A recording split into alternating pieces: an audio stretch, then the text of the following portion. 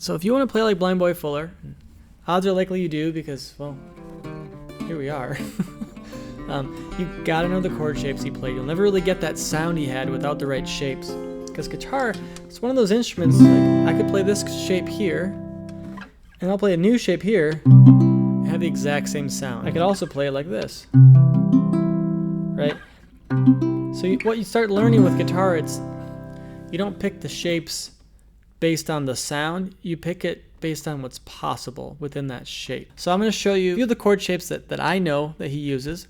We've been learning them in a few of these videos I've been sharing here on YouTube, but also diving in deep on the Patreon page. And I'm hoping it can help you, I don't know, learn some of Blind Boy's stuff, but just help your guitar playing in general. So we're going to be talking keys. Not keys like, not like do, re, mi, but like key shapes that are derived for certain keys on the guitar. And some of them are really different. They're not shapes you'd learn at like your Guitar Center guitar lesson. Some of them are pretty stock, but yeah, we're going to be checking out, I think, like 4 keys. 3 of them are ones we've talked about in other videos here on YouTube that you can apply and get more comfortable with, and then go check out those videos.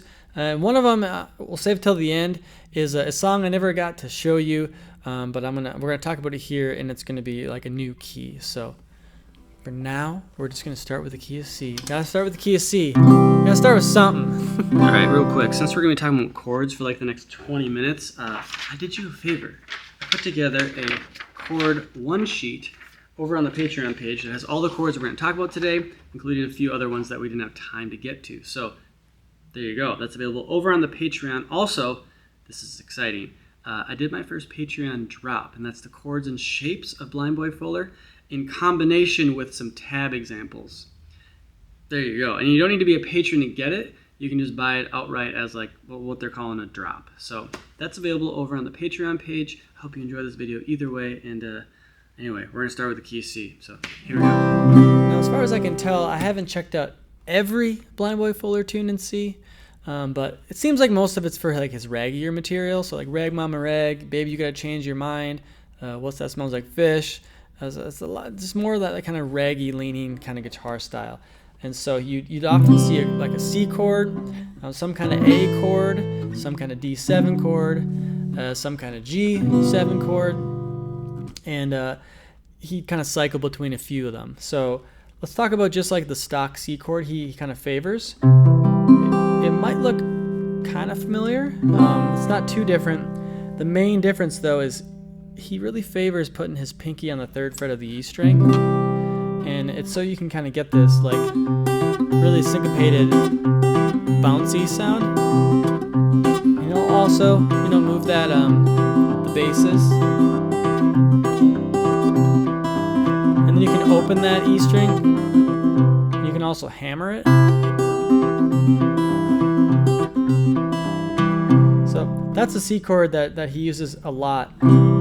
Another chord he uses is this A chord. Now this is what's called a long A shape, and it's so you can get that A7 really nicely. We'll talk more about the A shape when we get to the key of A, but as far as Rag Mama Rag, that move from an A to an A7 is just really common and really good.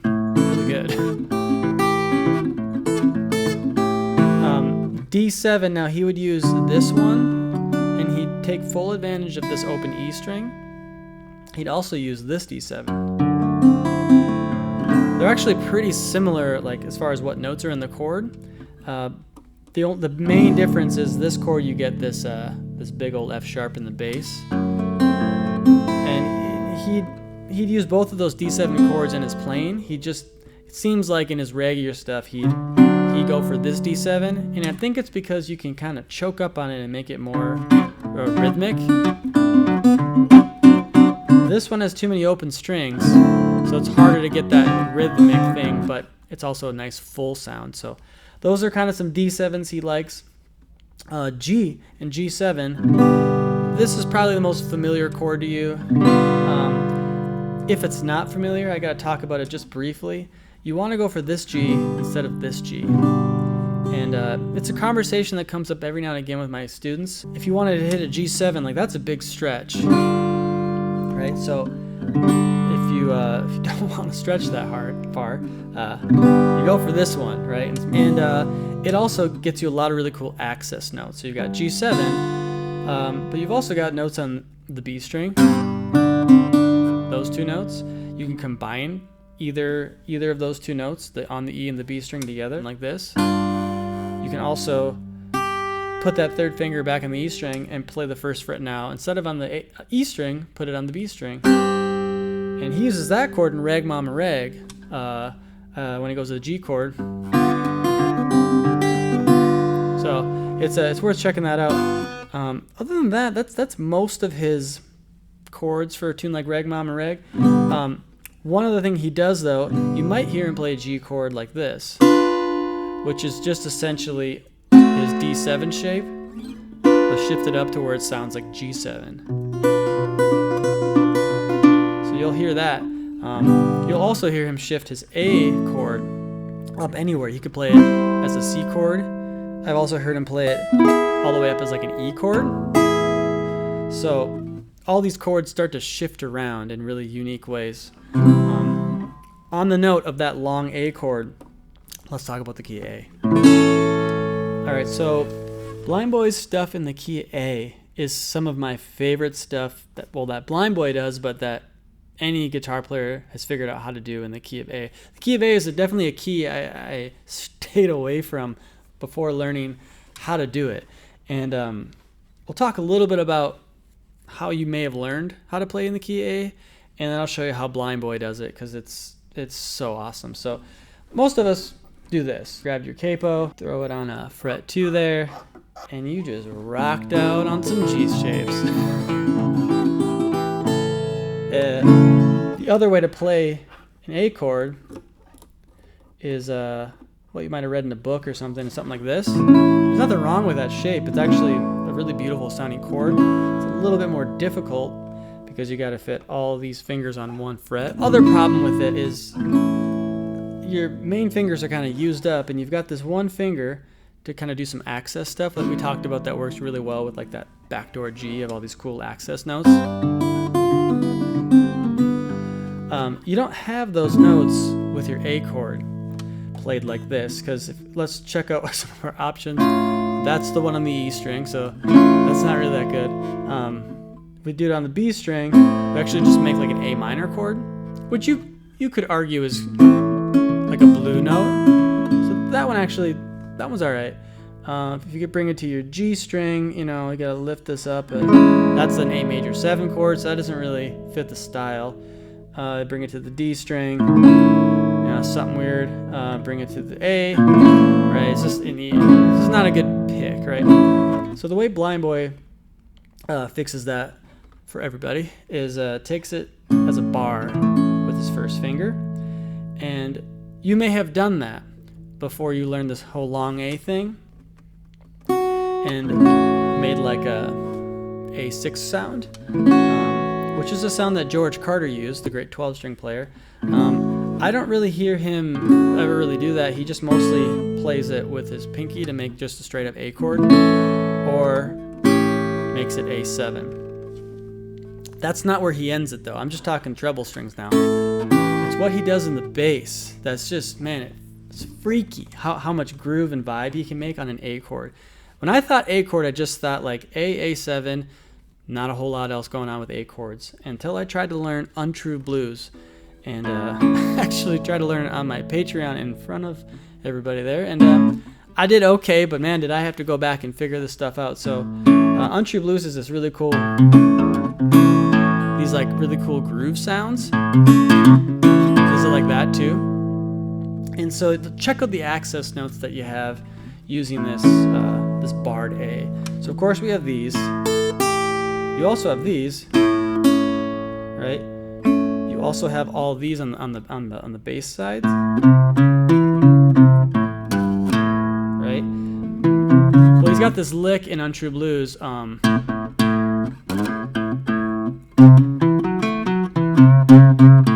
Right, so that's all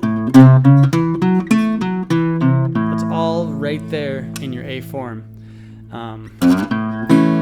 So yeah, who knew? Who knew playing in the key A could be so groovy? So fully converted to the key of A. There's other great tunes in the key of A. Weeping Willow we talked about. That has a totally different sound, but he's making use of the same kind of things. So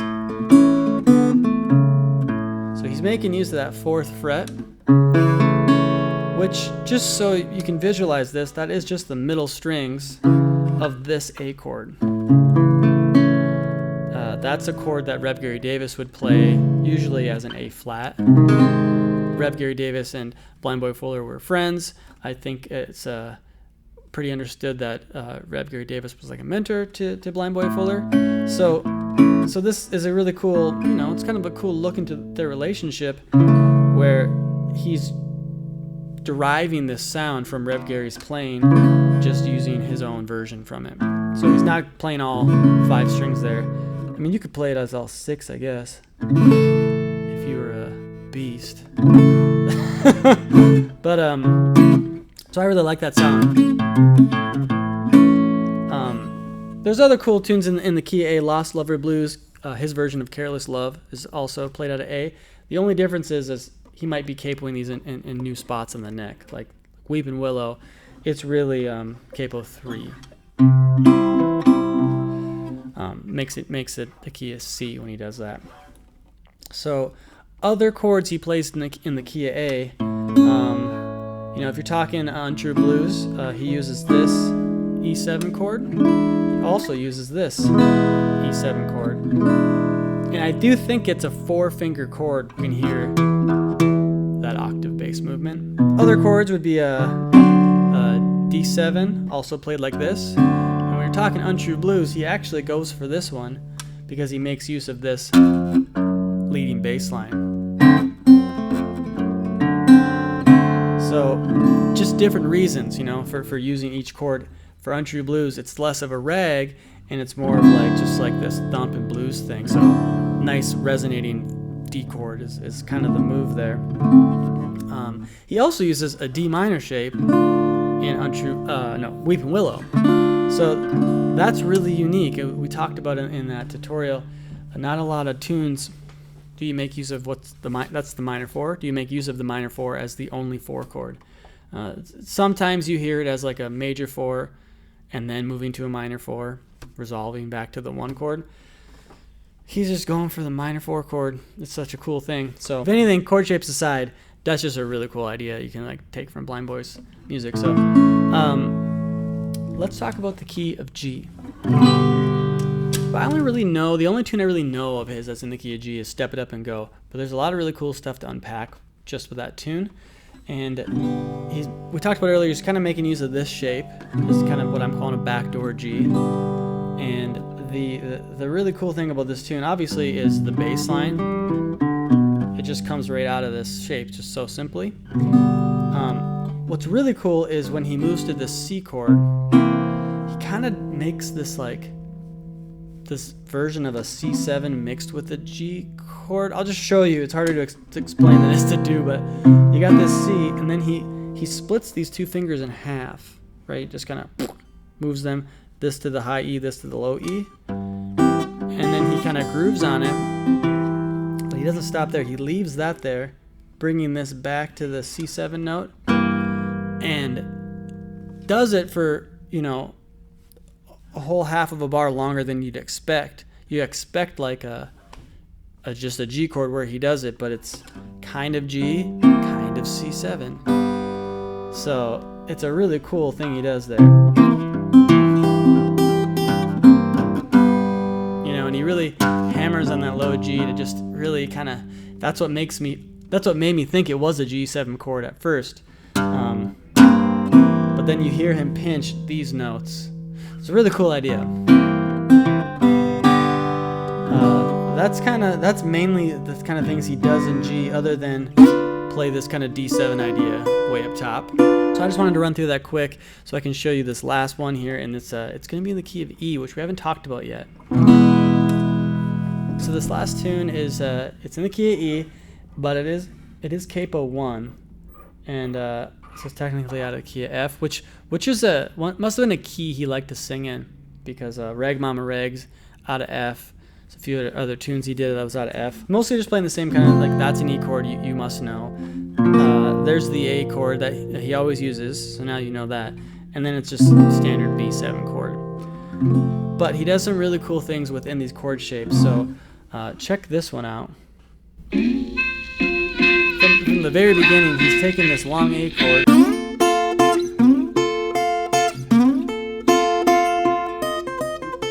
That was really cool. So that's just a long A chord, but played up so high that it sounds like an E. He does some other cool stuff with this E chord. So that right there, he's doing like this double open string thing. You got the open E string combined with the 5th fret. He does the same thing on the open B with the 4th fret on the next string. That's a really cool idea. Listen to what he's doing with this A chord now. Okay, so we've got, right, same kind of idea of utilizing this kind of these like lower notes out of his A shape, but we're going up to that flat 7 and bending it. So it's like making a bass line. Another really cool thing he does is, this is really cool. It's like a minute in.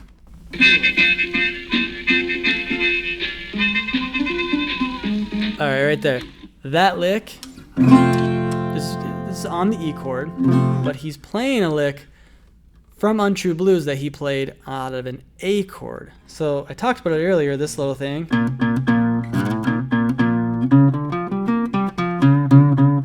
Right? That lick only works when you play this A chord. So when I first heard this recording, my ear was like, oh, he's playing that A lick again. I would just call it an A lick. But it's not. It's an E lick that he had to transpose to work for this E chord. So you see how different it would look. Here's how it looks in the key of A. Right? Check out how it looks in the key of E. Right? So he has to shift it all the way up. He's taking it from here all the way up to here. And his fingering has to change slightly because of the nature of the B string. So I love finding stuff like that because on the one hand, yeah, he's a shapes player, aren't we all? But then on the other hand, he's also he's created a musical language within those shapes, and now he kind of wants to bring them out in certain songs and certain keys. That means he has to actually learn his instrument. So, man, that's a good lesson to have. That's a good lesson to have at the end of the video. Don't just be a shapes player. Be okay with the fact that this is a shape-driven instrument, but like, be a musician. Blind Boy's a great musician. All right, hey, I hope that was helpful and insightful. Sure it was for me, spending time with all these great Blind Boy Fuller tunes. So I'll have the whole playlist linked right here. You can keep up with it if you haven't seen the whole thing or you want to re-up some of these ideas. You can always do that. It's going to just live in this playlist. So anyway, thanks for checking this out. Thanks for being here. Shoot me a line if you have any questions. Otherwise, we'll see you some old day. Thanks.